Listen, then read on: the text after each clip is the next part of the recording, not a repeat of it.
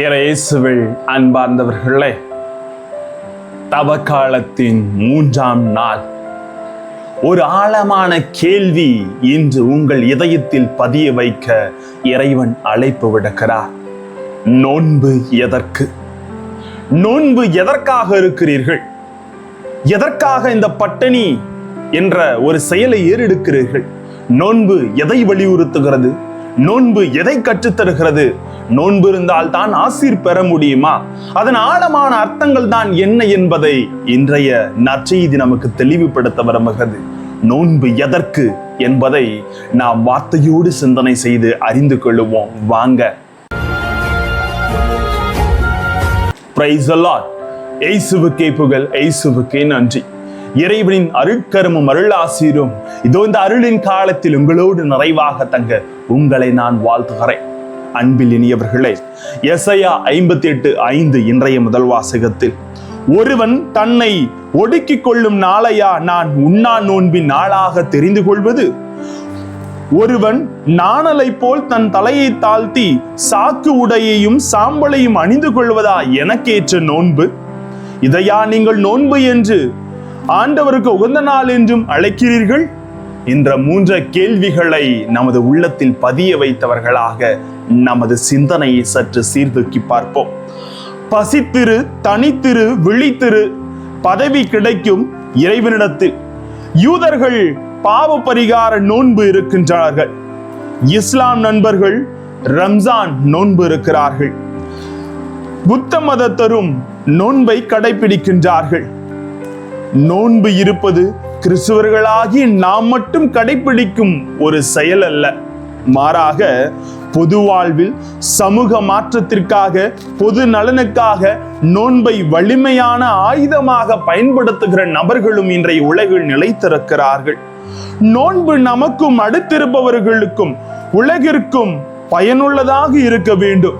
அன்பை, பகிர்வை, நீதியை, சமூக முன்னேற்றத்தை, இறுதியாக இறை அனுபவத்தை உறுதி செய்ய வேண்டும் என்று எசாயா இறைவாக்கினர் வலியுறுத்துகிறார். உண்ணா நோன்பு இருந்த அருள் பெற்ற பல இறையடியார்களை நாம் திருவிவிலியத்தில் சற்று சிந்தனை செய்து பார்க்க வேண்டும் என்பதையும் நற்செய்தி வலியுறுத்துகிறது. எஸ்ரா புத்தகம் 10:6 வாசித்தீர்கள் என்றால், எஸ்ரா உணவு உண்ணாமலும் தண்ணீர் குடிக்காமலும் இருந்தார். ஏனெனில் அடிமைத்தனத்திலிருந்து திரும்பி வந்தவர்களின் நேர்மையின்மையின் பொருட்டு புலம்பி அழுது கொண்டிருந்தார். தானியேல் 10:3 வாசித்தீர்கள் என்றால், தானியேல் 3 வாரம் முழுவதும் சுவையான உணவு அருந்தவில்லை. இறைச்சியோ திராட்சை ரசமோ வாயில் படவில்லை. தலையில் எண்ணெய் கூட தடவி கொள்ளவில்லை. இவ்வாறாக அவர் நோன்பை மேற்கொண்டார்.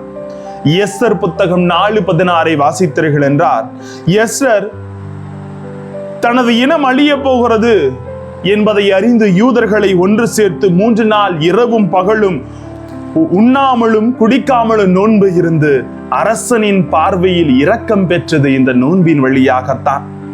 லூக்கா 4:2 வாசித்தீர்கள் என்றால், இயேசு 40 நாள் அழகினால் சோதிக்கப்பட்டார். அந்நாளில் அவர் ஒன்றும் சாப்பிடவில்லை. தன்னை உறுதிப்படுத்திக் கொண்டு தனது சிலுவை பாடுகளை துவங்க அவர் ஏற்கொண்ட ஒரு நோன்பு. தூய பவுல் 3 நாள் பார்வையற்றிருந்தார். அந்த நாளில் அவர் உண்ணவும் இல்லை, குடிக்கவும் இல்லை என்று திருத்தூதர் பணிகள் 9:9 வாசிக்கிறோம். இப்படி திருவிவிலியம் சுட்டி காட்டும் இந்த மாமனிதர்கள் உண்ணா நோன்பு எடுத்துக்காட்டு நமது வாழ்க்கை மாற்றத்திற்கு சவால். நோன்பு நமது உடலை, உணர்வுகளை, சுய நலன்களை வருத்தட்டும். நமது நோன்பு அடுத்தவரை, ஏழைகளை, நோயாளிகளை, ஆதரவற்றவர்களை, அனாதைகளை சற்று நினைவு கூறட்டும். நமது நோன்பு விசுவாச நோன்பாக இருக்கட்டும். இது இயேசுவை தேடும் தொடர் தேடல் நோன்பாக இருக்கட்டும். நோன்பு நம்மை பயன்படுத்த வேண்டும். அப்பா அனுபவத்திற்கு இட்டு செல்ல வேண்டும். ஆபா ஃபாதர் என்று அழைக்கிறார்கள் அல்லவா? அப்பா தந்தையை என்று அவரது அன்பு உறவில் நம்மை அழைத்து கொண்டு போய் சேர்க்கிறது இந்த நோன்பு.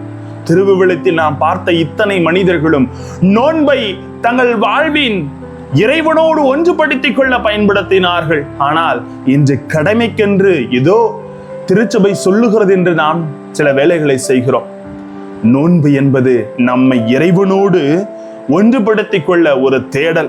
ஆழமாக சிந்திக்க வேண்டுமென்றால், என்னை வெறுக்கும் மனிதனிடம் நானே சென்று அன்போடு உறவாட வேண்டும் என்ற ஒரு உணர்வு நிலையை தருகின்ற நாள். தீமை செய்தோரை மன்னிக்க வேண்டுகிற வரத்தை தேடுகிற நாள். நோன்பு இதையெல்லாம் வழி நடத்துகிறது. எதற்குத்தான் நோன்பு வேண்டும்? எதற்கு நோன்பு என்றால், என்னை இறைவனோடு ஒரு தொடர்பாதையில் அமைத்துக் கொள்ள வழிவகை செய்கிற ஒரு செயல். எதற்குத்தான் நோன்பு என்பதை அறிந்து செயல்படுங்கள். ஆசீர் உங்களோடு. ஜெபிப்போமா? அன்பின் இறைவா, எசையா இறைவாக்கினர் கற்பிப்பது போல நோன்பு எதற்கு என்பதை உணர்ந்து கொண்டு அதை எங்கள் வாழ்வில் செயலாக்கப்படுத்தி உம்மோடு தொடர்ந்து பயணிக்கிற ஒரு பயனாளிகளாக இதோ இந்த யூபிலி ஆண்டில், இதோ இந்த அருளின் காலத்தில் எங்களை உம்மோடு தொடர் பயணிக்க அருளையும் ஆசிரியும் நிறைவையும் தந்திட ஜெபிக்கிறேன். ஜீவனுள்ள நல்ல பிதாவே, ஆமென். Praise the Lord.